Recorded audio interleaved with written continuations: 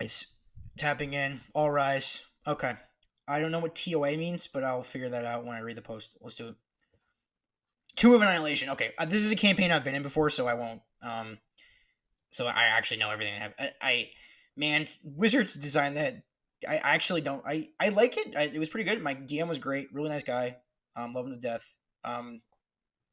Really got me into D&D. So much love to Patrick.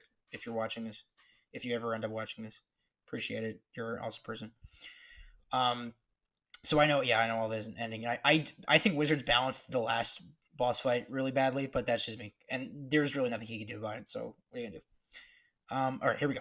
Note that this is I'm not the bad guy here. So let's everybody put our jury hats on and try to keep an open mind. Let's do this. No, this contains Tomb of Annihilation spoilers. Keep this in mind if you read further. I'd like to hear an assessment opinion of the situation, to hear honestly how much I went wrong and how wrong the Dungeon Master went. Also, to get an idea how I might improve my attitudes and approach the situations. Okay, so this Dungeon Master DM Tomb of Annihilation, some sessions were quite fun, but others not so much. This DM has DM'd many sessions for about 2 years before this 1 year Tomb of Annihilation campaign. He started despite the opinions of those who played it previously. I was neutral with how his previous mega campaign ended, but the other two remaining players found the campaign dragged on needlessly and felt quite depressing to play for them to play. Quite depressing for them to play in, but felt too invested to quit when they wanted to. I think that's what that's supposed to say. Sorry again. Um. Oh, I forgot to say this is Immortal Observer 2 was who posted this, so thank you for that. Um. Anyway, I decided to try the campaign to see how much he changed with DMing when he DM'd Tomb of Annihilation. There was a human barbarian, a tabaxi monk, goblin ranger. I was a human so there's only three. Human barbarian, tabaxi monk, goblin ranger. I was the human barbarian, so we started in Port Nyanzaru before the party wanted to venture out. Long before the party began to venture out. I came in after that had when I did it in my campaign.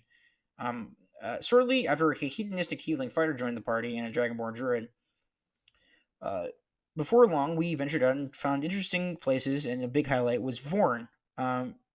Vorn, yes, heard about Vorn. Vorn's great. When a certain player, Goblin Ranger, in the party came in possession of an amulet to control a Shield Guardian, which was a very powerful ally to have in the group. Found very soon the player with the control of the Shield Guardian wanted to lead the group, and other players became envious of him having it. A few sessions, Shield Guardians are really strong, so it makes sense. A few sessions later, a Horny Tiefling Fighter and Goblin Ranger fought over the amulet to control the Goblin. Horny Tiefling and Goblin Ranger started fighting each other over the amulet. I feel like that's redundant, but that's whatever.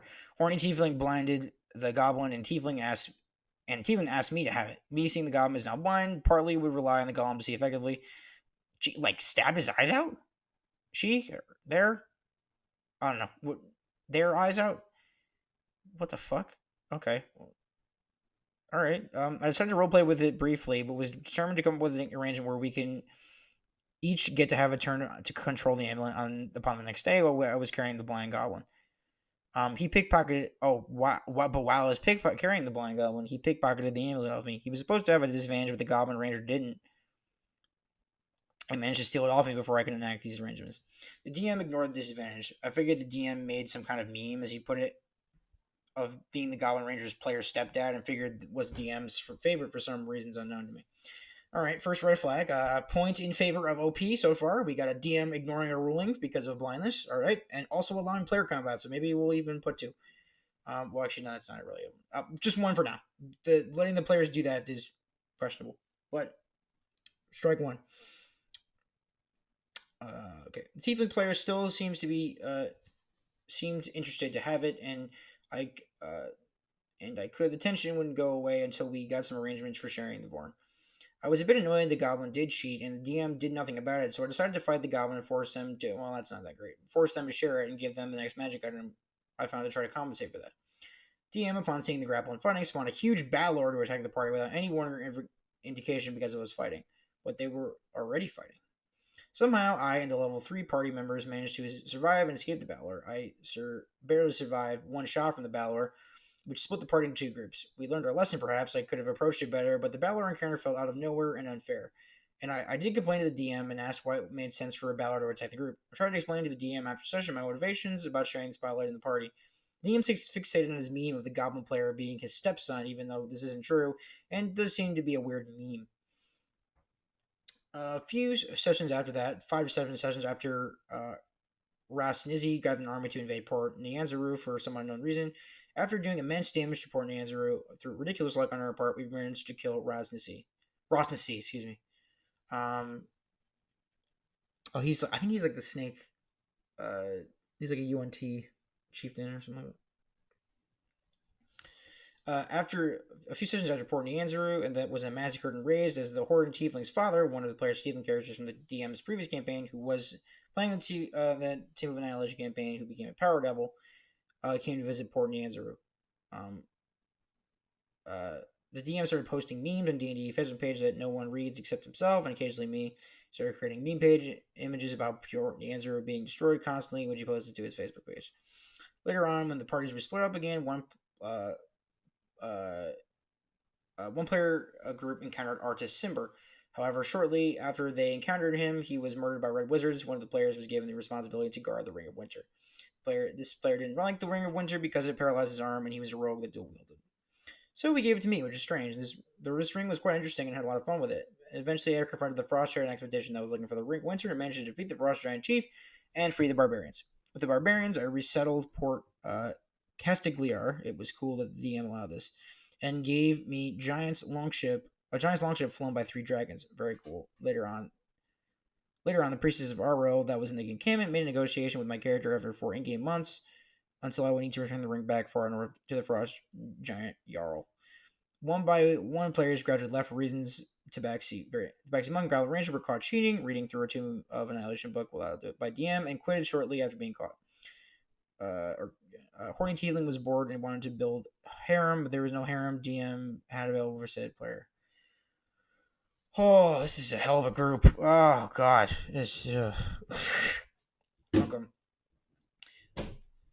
After a few sessions, DM retconned the deal to being only 3 months and made it between each D&D session once a week. A whole in-game week would pass, so every time the DM couldn't make it to the session, an in-game week would pass where my character would do nothing during, and I would be punished of it because it's as with what seemed a long time to have a Ring of Winter was very short time indeed.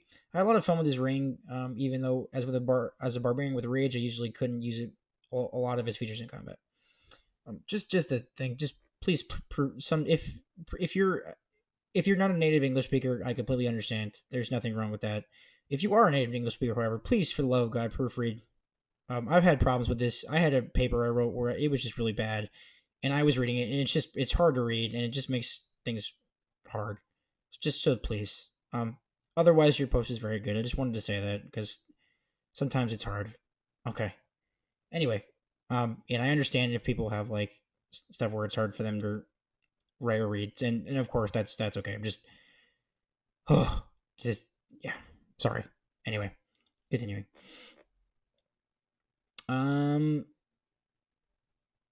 Okay. I asked DM if he was trying to get rid of it because he found it too imbalanced, and told him how much fun I had it with his campaign now and with the options this item has. DM said it was okay. Eventually, DM photoshopped Tyler 1's face onto an orc leader and had them try to besiege and raise Port Nyanzaru again. This time, I invaded with my character's troops to deal with the orcs and instill my own troops, as I was tired of seeing Port Nyanzaru being attacked for the memes. I tried to make my little nation's capital in Mbala, and what I didn't know is that shortly after, some monsters underneath abduct one of the players in the party who was sacrificed on an altar to open a portal. This player became a revenant, then became resurrected again, and also quit about 5 sessions later. I accidentally touched the portal mechanism and opened the portal Hades. My bad. Okay, so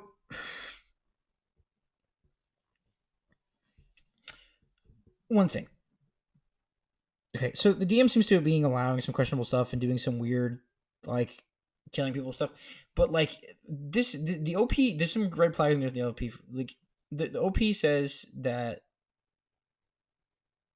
they like sharing the spotlight with other players, but all of a sudden now they have like an army like that they're controlling, and like they're having like a little like town. Like that seems like not sharing the spotlight to me. So just maybe a little point in DM favor. But then again, even then, that would be the DM's fault for letting that happen. So I don't know, but crazy. It was revealed 4 sessions later that in order to close this portal that's flooding the realms with monsters from Hades, I would either need to sacrifice the Ring of Winter, abduct a player who recently quit D&D's pre-sacrificed again, or get one of the 9 tracer gods of Omu to help. I complained to the DM about this, so he started photoshopping me and other people's faces on the images to make memes out of us, to be passive aggressive, to get back at me. The Photoshop is quite bad to look at too. After which I devoted myself to liberate Princess Waxinaris, I'm not sure, King of Omu, from Acererak, who's the Lich of the final. Spoiler alert, uh, he's a Lich, and was guarding her on my flying longship. By this point, I was the last player left in the group. Oh, so literally, well, I guess that makes sense why you have armies and stuff. But DM was about to introduce a new player in the UNT Sorcerer. So we introduced the character by following the UNT Sorcerer. By the following, the UNT Sorcerer was given a mission by the UNT of Omu to abduct the princess I was guarding. So when I rolled in that one on Perception to landing in the lake next to the Kubazan Shrine in Omu, DM made it I lost 7 things from this nat one. I was knocked unconscious by a light statue. 80% of all of my army to liberate Omu was lost or destroyed without any input whatsoever from me. The princess was abducted by the UNT player, who later on redeemed himself. The ship lost half its total HP and would cost 3,000 gold to repair. The most gold my character had was 300 GP at the time, and a few more punishments. DM begged me not to quit. I gave him another chance. After talking to a friend at my workplace, he advised me the story of the Ring of Winter and other instances of the game. I told him the DM homebrewed to work against the players to make it more challenging, as my friend at my work had DM'd to Annihilation. Player confronted DM about this. DM admitted to this. DM said he was going for a grim, Dark Souls difficulty, melancholic campaign, and that's why I made some adjustments. He continued to Photoshop me and the uploaded images to his Facebook page of me. This Facebook page that no one reads except me on occasion. DM shortly after made that Yuga laws from the Hades portal under Imbala exterminated all my soldiers protecting Port Nanzaru, and so that once again it became raised. Somehow, in the span of several days, these creatures were able to travel to the other side of the map to Nianzuru. And I had no warning of this and had no chance to do anything about it. DM implied my only remaining settlement, Port Castigliar, would be destroyed if I didn't sacrifice the Ring of Winter to close the portal. It seemed I had essentially no choice. I sacrificed the ring to close the portal.